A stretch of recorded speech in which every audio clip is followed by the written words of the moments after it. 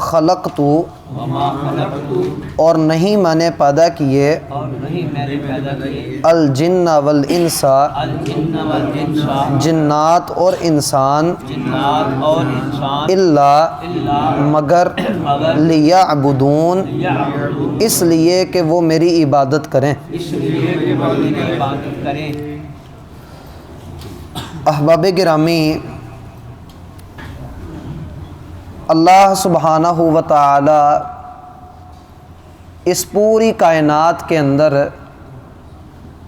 انسانوں اور جنات کے مقصد حیات کا تعین کرتا ہے۔ اللہ تعالیٰ بتاتا ہے کہ میں نے جنات اور انسان کو کیوں پیدا کیا، اور ہمیں یہ بتانے سے قبل اگر اس صورت کا ہی جائزہ لیا جائے تو اللہ تعالیٰ نے، ہم نے پڑھا کہ اللہ سبحانہ و تعالیٰ نے ہوا کو اس کا مقصد بتا دیا ہے، سورج کو، چاند کو، ستاروں کو، پہاڑوں کو، سمندر کو، زمین کو، کائنات کی ہر شے کو اللہ تعالیٰ نے اس کا مقصد سمجھا دیا ہے کہ فلاں چیز فلاں مقصد کے لیے پیدا کی گئی ہے۔ لازم نہیں کہ مجھے ہر شے کے مقصد کا پتہ ہو، اس کے خالق کو خوب علم ہے کہ اس نے اس چیز کو کیوں پیدا کیا۔ لازمی یہ ہے کہ مجھے علم ہو کہ اللہ نے، میرے مالک نے، میرے پروردگار نے مجھے کس مقصد کے لیے پیدا کیا ہے۔ اللہ رب العالمین کا کوئی بھی کام حکمت سے، خیر سے خالی نہیں ہے۔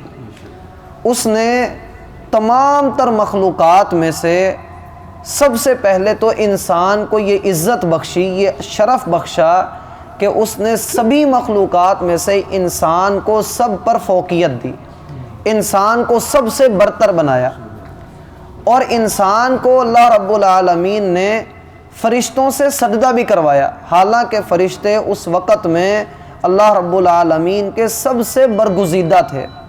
سب سے برگزیدہ بندوں میں، مقرب بندوں میں فرشتے ہی تھے، باوجود اس کے کہ طاقتوں میں شیطان کی طاقت بہت اونچی تھی، بڑی اونچی طاقت والا تھا، اسی لیے اس نے وہاں پر اکڑ کر اس بات کا اعتراف کیا اور اظہار کیا کہ میں آگ سے بنا ہوں اور یہ مٹی سے پیدا کیا گیا ہے، میرے زیب نہیں دیتا مجھے کہ میں اسے سجدہ کروں۔ تو اللہ رب العالمین نے اسے مردود قرار دے دیا، اللہ تعالیٰ نے اسے راندہ درگاہ کر دیا۔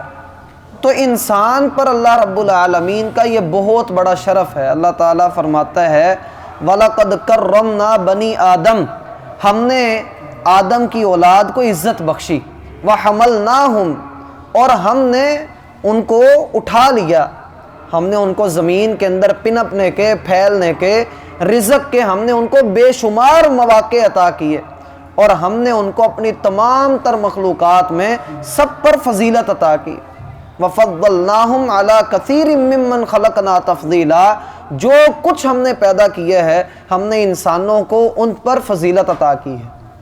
سورج ہے، چاند ہے، کائنات کے اندر بڑی بڑی طاقتور بڑی بڑی چیزیں ہیں، لیکن اللہ رب العالمین نے حضرت انسان کو سب پر فوقیت بخشی ہے۔ کیوں؟ اس لیے کہ اس کا مقصد سب سے جدا ہے، اس کا مقصد سب سے ہٹ کر ہے، یہ ہٹویں مقصد کے ساتھ پیدا کیا گیا ہے۔ فرشتے تھے تو وہ پابند تھے کہ وہ اللہ کی عبادت ہی کریں گے، وہ اللہ تعالیٰ کی نافرمانی کر ہی نہیں سکتے۔ اللہ نے ان میں ایسا مادہ رکھا ہی نہیں، طاقت ہی نہیں رکھی ان کے اندر کہ وہ اللہ کی نافرمانی کریں۔ اور اس کے علاوہ کائنات کی جتنی چیزیں ہیں، کائنات کی ساری چیزیں، وہ سب کی سب اللہ تعالیٰ نے باندھ دی ہیں ان کے مقصد کے ساتھ۔ سورج بڑی حدت شدت والا ہے، بڑی گرمی والا ہے، لیکن اپنی مرضی نہیں کر سکتا، وہ اللہ کے حکم سے طلوع ہوتا ہے، اسی کے حکم سے حرکت کرتا ہے، اور اسی کے حکم سے وہ غروب ہوتا ہے، اور اسی کے حکم سے پھر طلوع ہوتا ہے۔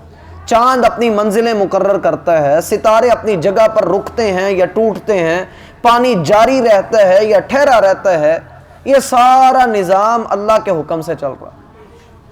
اور یہ زمین، آسمان، پوری کائنات اللہ کے حکم کے پابند ہو چکے۔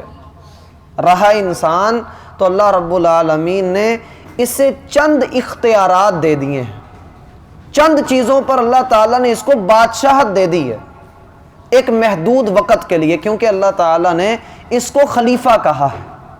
اللہ تعالیٰ نے اس کو خلیفہ کہا ہے۔ بعض لوگ سمجھتے ہیں کہ اللہ نے اس کو اپنا خلیفہ کہا ہے، اللہ نے اس کو خلیفہ کہا ہے، اپنا خلیفہ نہیں کہا۔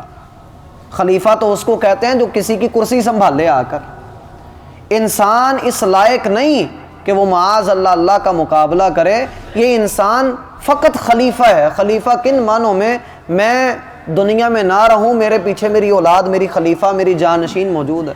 اللہ نے اس کو بنایا ایسا ہے، اس کی نسلیں بنائی ہیں، قبیلے بنائے ہیں، خاندان اور برادریاں بنائی ہیں۔ سو انسان جب اللہ سبحانہ و تعالیٰ کے دیے ہوئے چند اختیارات کو دیکھتا ہے، وہ چند اختیارات کیا ہو سکتے ہیں؟ یہ اپنی مرضی سے چلتا پھرتا ہے، کھانا پینا اس کا اپنی مرضی سے ہے، سونا جاگنا اس کا اپنی مرضی سے ہے، لیکن یہ ساری چیزیں ایک حد تک ہیں۔ مثلا انسان کہے میری آنکھوں پر میرا بڑا اختیار ہے، میں جو چاہے کر سکتا ہوں، ہم اسے کہیں گے نہیں، تیرا اختیار تب تک ہے جب تیری آنکھ کے آگے روشنی ہے، جب روشنی نہیں ہے، اندھیرا ہے، تیری آنکھ کا اختیار ختم ہے، تیری آنکھ کی حد ختم ہے۔ کان ہیں، یہ ایک حد تک بلند آواز سن سکتے ہیں، یہ ہمیشہ اونچی آوازوں کو نہیں سن سکتا، ایک حد تک سنے گا، اس کے بعد بہرا ہو جائے گا، اس کی اللہ نے طاقت ہی نہیں رکھی۔ دل ہے، وہ دھڑکتا ہے، وہ اگر بہت نیچ جا کر لو ہو کر دھڑکے گا تو تیری موت واقع ہو جائے گی، یا تیز دھڑکے گا تب بھی تیری موت واقع ہو جائے گی، تیرے اختیار نہیں ہے۔ تیرے ہاتھوں میں، تیرے پاؤں میں، تیرے جسم میں اللہ نے جتنی بھی طاقت رکھی ہے، اول تو وہ اسی نے عطا کی ہے، اور تیرے حساب سے تجھے عطا کی ہے، کسی کو اس نے زیادہ دے دی، کسی کو تھوڑی دے دی۔ تو جب انسان محدود اختیارات کے ساتھ پیدا کیا گیا تو اس کے شرف کی، اس کے عزت کی، اس کے اکرام کی اصل حقیقت تو یہ تھی، یہ گناہ کی طاقت رکھنے کے باوجود، نیکی کی رغبت رکھنے کے باوجود، آزاد ہے دنیا کے اندر، آزادی کے باوجود خود اپنے آپ کو باندھ لیتا۔ وہ کہتے ہیں کہ ایک دفعہ دلدل کے اندر ایک بھیڑیا گر گیا، بکری کے پیچھے وہ آیا تو بکری دلدل میں پھنسی ہوئی تھی، تو بھیڑیے نے جب چھلانگ لگائی تو وہ بھی بکری کے قریب آ کر پھنس گیا۔ تو بکری نے جب دیکھا کہ بھیڑیا بھی پھنس گیا تو بکری بجائے پریشان ہونے کے ہنسنے لگ گئی۔ بھیڑیا کہتا تو کیوں ہنستی ہے؟ کہنے لگی کہ معاملہ یہ ہے کہ میں تو پھنسی ہوں یہاں پر، تو میرا مالک ہے جو مجھے ڈھونڈتا ڈھونڈتا یہاں تک آ جائے گا، مجھے یہاں سے نکال کر لے بھی جائے گا۔ میرا مالک ہے، وہ رات کو اپنی بکریوں کو گنے گا، کہے گا یہ 19 ہیں، 20ویں کدھر گئی، وہ نکلے گا میری تلاش میں۔ تو بتا تیرا کون مالک ہے؟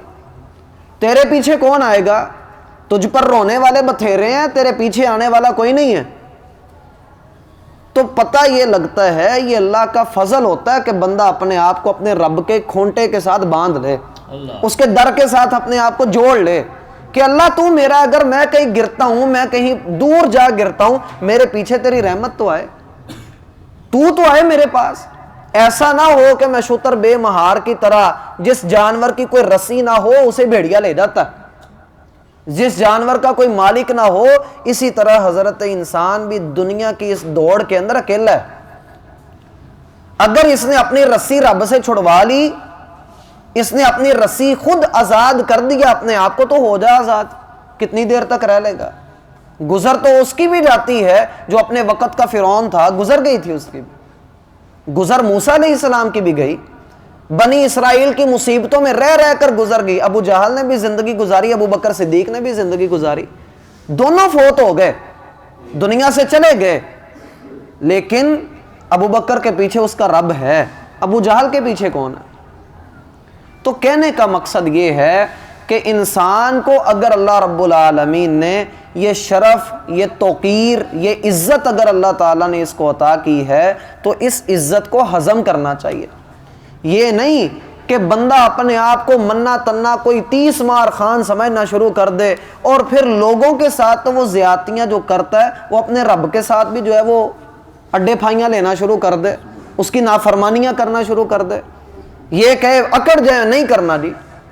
مجھے نہیں کرنا آتا، اللہ تعالیٰ کی فرما برداری ہم سے نہیں ہوتی۔ یہی وجہ اہل کفر نے ہمیشہ اپنی عقل کو، اپنی سوچ کو، اپنی خواہشات کو اپنے آگے رکھا ہے، اور ان کے پیچھے وہ لگے ہوئے ہیں، مسلسل لگے ہوئے ہیں۔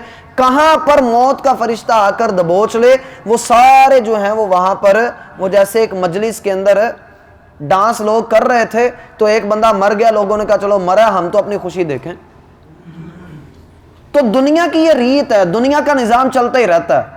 ہم اگر اس کو دیکھ کر عبرت نہیں پکڑتے، اللہ کی طرف رجوع نہیں کرتے، تو پھر گویا میں نے اپنے مقصد حیات کو بھلا دیا۔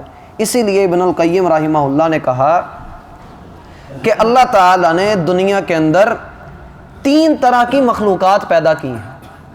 اول فرشتے ہیں جن کو اللہ تعالیٰ نے نیکی اور بدی کی تمیز اور علم عطا کیا ہے، لیکن اللہ نے علم کے ساتھ ان کو گناہ کرنے کی، بدی کرنے کی طاقت نہیں دی۔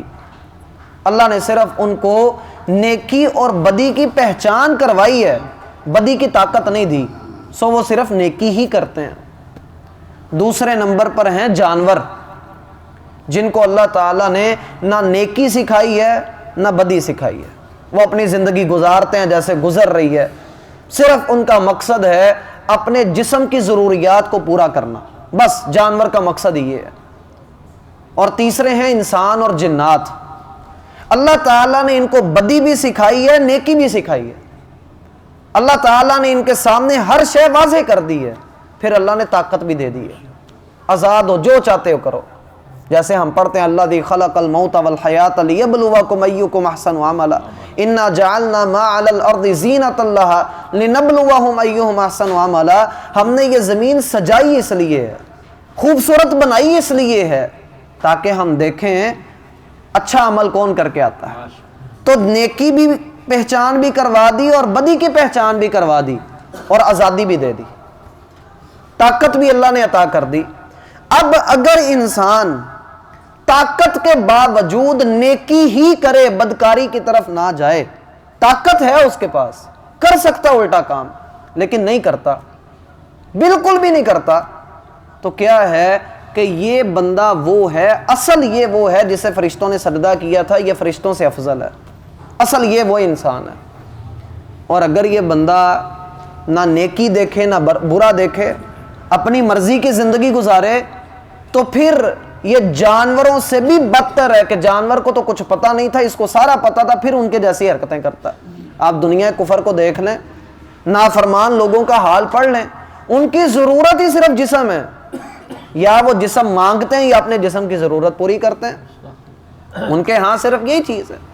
تو اللہ تعالیٰ نے بندے کے مقدر میں 2 قیدیں اس کے سامنے رکھ دی ہیں، ایک قید ہمارا مقدر ہے، ایک قید اللہ تعالیٰ نے انسان کے مقدر میں لکھی ہے۔ اب یہ انسان کی مرضی ہے کہ 2 قیدیں ہیں، دونوں میں سے کس کو چوز کرتا ہے۔ کل اکثر مساجد میں خطبہ تھا معراج کے حوالے سے، تو نبی علیہ الصلاۃ والسلام کے سامنے دودھ کا، شراب کا، شہد کا اور پانی کا پیالہ پیش کیا گیا، تو نبی علیہ السلام نے کون سا اٹھایا؟ دودھ کا۔ جبریل نے کہا آپ نے فطرت کو پسند کیا ہے کہ آپ لوگ، آپ جو انسان ہیں، آپ نے فطری چیز کو اٹھائی ہے، آپ نے کوئی اور شے نہیں اٹھائی، اگر آپ شراب اٹھاتے تو آپ کی امت فتنے میں مبتلا ہو جاتی۔ اللہ تعالیٰ نے اسی طرح 2 پیالے، 2 قیدیں ہر انسان کے سامنے رکھی ہوئی ہیں، جو ایک اٹھانی ہے اس کی مرضی ہے کون سی اختیار کرتا ہے۔ قید تو کاٹنی ہے، اگر تو قید یہ کاٹنا چاہتا ہے دنیا کے اندر، تو پھر آخری سانس کے بعد اللہ اس کو ایسی آزادی دے گا کہ جہاں پر اس کے لیے جنت یا اور کچھ نہیں ہے، دنیا کی قید کاٹ لے، اور اس کے بعد اللہ اس کو ایسی نعمتوں والی، رحمتوں والی جنت کے اندر داخل کرے گا جہاں پر یہ جو چاہے کرے، اللہ نہیں اس کو روکے گا، پھر اللہ تعالیٰ اس کو نہیں روکے گا۔ اور دوسرا یہ ہے، دوسری قید کا سنیریو یہ ہے کہ تم دنیا کے اندر اپنی مرضی سے زندگی گزار لو، جیسے چاہتے ہو گزار لو اپنی زندگی، لیکن مرنے کے ساتھ ہی ایسی قید شروع ہوگی جو کبھی ختم نہیں ہوگی۔ اب یہ تمہارا انتخاب ہے، تم کس چیز کو اختیار کرتے ہو۔ اسی کو نبی علیہ السلام نے کہا کہ دنیا مومن کے لیے قید خانہ ہے اور کافر کے لیے یہ جنت ہے۔ تو پتہ یہ لگتا ہے کہ اللہ تعالیٰ نے انسان کو جس مقصد کے لیے پیدا کیا ہے وہ بڑا کرم والا، شرف والا اور عزت والا مقصد ہے، اور اگر انسان اپنے مقصد سے پیچھے ہٹے گا تو ما سوائے ذلت کے اس کے ہاتھ کچھ نہیں آنا۔ اس آیت کے اندر اس قدر زیادہ اسباق ہیں کہ اہل علم نے اس ایک آیت کی تفسیر کے اوپر مستقل کتابیں لکھی۔ یہ آیت بنیاد ہے توحید کی، یہ آیت بنیاد ہے توحید کی، ریڑھ کی ہڈی کی حیثیت ہے اس آیت کی۔ وما خلقت الجن والانس الا لیعبدون، میں نے جنات اور انسانوں کو فقط اپنی عبادت کے لیے پیدا کیا۔ اللہ نے توفیق دی تو اس کے اوپر چند دن ہم تفصیل سے گفتگو کریں گے۔ سبحانک اللہم و بحمدک اشہد ان لا الہ الا انت استغفرک و اتوب الیک۔